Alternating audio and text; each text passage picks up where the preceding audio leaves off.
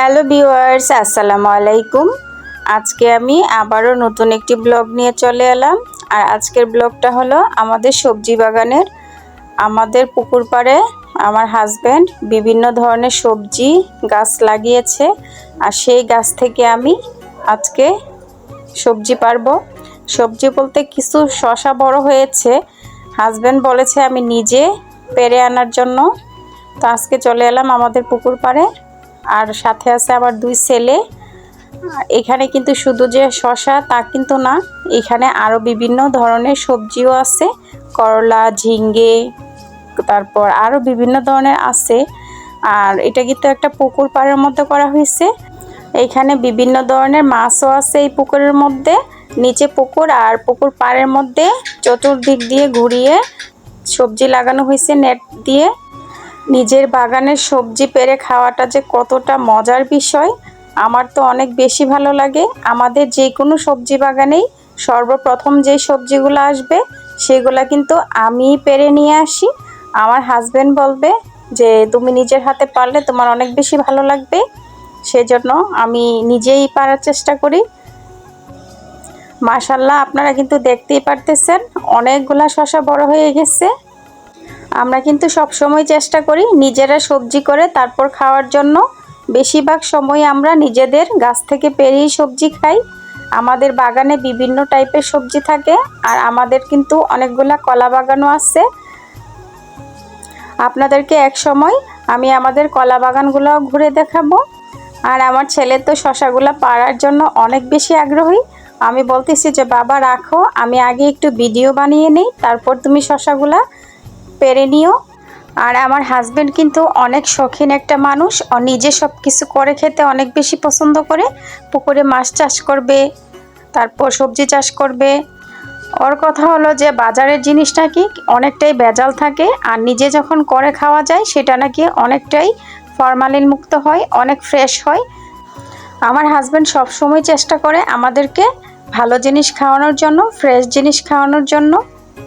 আমার হাজব্যান্ড হলো পরিশ্রমী একজন মানুষ, নিজে সারা দিন কষ্ট করবে, পরিশ্রম করবে, কিন্তু বউ বাচ্চাকে বিন্দু পরিমাণ কষ্ট দিবে না। আমাদের সুখের জন্য ও অনেক কিছু করে থাকে, আমরা যেন ভালো থাকি, সুস্থ থাকি। আর আমাদের এই ভালো থাকাটা কিছু কিছু মানুষের কিন্তু একেবারেই ভালো লাগে না। তাদের উদ্দেশ্য করে বলতেছি, আপনারা আপনাদের তরকারিতেই বেশি করে লবণ দেন, দয়া করে অন্যর তরকারিতে লবণ দিতে আসবেন না, এত করে হিতে বিপরীত হবে। আচ্ছা, যাই হোক, কথায় কথায় অনেক কথাই বলে ফেলেছি। এখন আপনাদের কাছে আমার একটাই চাওয়ার আছে, আপনারা সব সময় আমাদের জন্য দোয়া করবেন। আমরা এখন যেমন আছি সারা জীবন যেন এইভাবে ভালো থাকতে পারি, সুখে শান্তিতে বসবাস করতে পারি, ছেলে সন্তান, হাজব্যান্ড, সংসার নিয়ে। আর সবাই এইভাবেই আমাকে সাপোর্ট করবেন, আমি যেন এগিয়ে যেতে পারি আর আপনাদেরকে ভালো ভালো ভিডিও উপহার দিতে পারি। আর এখনও যারা আমার চ্যানেলটাকে সাবস্ক্রাইব করেন নাই, অবশ্যই সাবস্ক্রাইব করে দিবেন।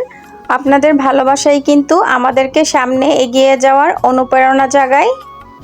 আর এদিকে ছোট ছেলে বলতেছে আম্মু ভিডিও তো অনেক বানানো হয়েছে, এখন চলুন শসাগুলা পেরে ফেলি।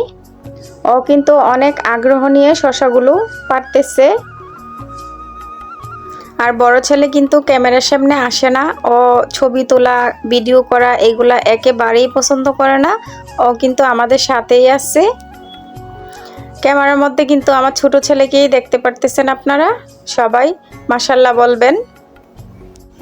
আর শসা গাছের মধ্যে একটা গাছের মধ্যে কিন্তু একটা শসাই ধরছে, বড় হইছে আর কি, আরও আছে ছোট ছোট, এইগুলা কিছুদিন সময় লাগবে বড় হইতে।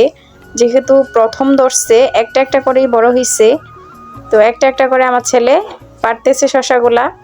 এগুলা এত পরিমাণ কচি ছিল, আমার মনে হয় যে এখনই আমি এক দুটা খেয়ে ফেলি, বাসায় গিয়ে খাবো। এগুলা তো ভালোভাবে ধুলাই করতে হবে, তারপর খেতে হবে, সেজন্য খাইতে পারতেছি না। বাসায় গিয়ে অবশ্যই লবণ মরিচ করে অনেকগুলা শসা খেয়ে ফেলবো। এগুলা যেহেতু গাছের শসা, খেতেও অনেক বেশি মজা হবে, আবার অনেকটাই কচি ছিল শসাগুলা।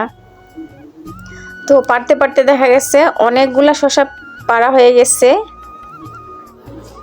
আপনাদেরকে আমার পুকুরটাও একটু ঘুরিয়ে দেখাচ্ছি। আমাদের পুকুরটা দেখুন, আমার হাজব্যান্ড কত সুন্দর করে এখানে একটা মাচাও পেতে রাখছে, যেন বিকাল টাইমে একটু বসে আড্ডা মারা যায়, একটু সময় কাটানো যায়। পুকুরের মাঝখানে দেখতে পাচ্ছেন আপনারা। আমার কিন্তু এই জিনিসটা অনেক বেশি ভালো লাগছে। আমাকে প্রায় সময় বলে যে তুমি ওইখানে গিয়ে একটু আড্ডা মারবা, গল্প করবা, অনেক বেশি ভালো লাগবে। আর এদিকে কিন্তু গাছে কলাও পেকে আছে, সেটাও আপনাদেরকে একটু দেখাচ্ছি। এক সময় কলা অনেক বেশি পছন্দ করতাম, এখন নিজের বাগানে কলা আছে সেই জন্য এত একটা ভালো লাগে না। আর এদিকে আমার ছেলে বলতেছে আম্মু শশাগুলা একটু দেখান, ভিডিও করেন। তো দেখুন মাশাল্লাহ এখানে মনে হয় 1.5 থেকে 2 কেজি শশা হবে, অনেক বেশি সুন্দর ছিল শশাগুলা। এখন আমাদের শশা নিয়ে বাড়িতে যাওয়ার পালা। তো 2 ছেলেই চলে যাচ্ছে আর আমি পিছন দিয়ে ভিডিও করতেছি। আর আমার ছোট ছেলে শশা কাঁধে নিয়ে যাওয়াটা যে কত সুন্দর লাগতেছে আপনারা দেখতেই পারতেছেন। মাশাআল্লাহ অনেক সুন্দর লাগতেছে। ওরা অনেক বেশি খুশি ছিল যে নিজের গাছ থেকে শশা পেড়ে নিয়ে যাচ্ছে। আর পরবর্তী ভিডিওতে আপনাদেরকে বাকি সবজিগুলা পাড়ার ভিডিও দেখাবো। আর এদিকে সূর্য দেখা যাচ্ছে, আর এই সূর্যটা যে আমার এত পরিমাণ ভালো লাগতেছে, আসলে এগুলা দেখতে কিন্তু মাঝে মধ্যে অনেক বেশি ভালো লাগে। তো আজকের ভিডিওটি আপনাদের কেমন লেগেছে অবশ্যই ভালো একটা কমেন্টের মাধ্যমে জানাবেন।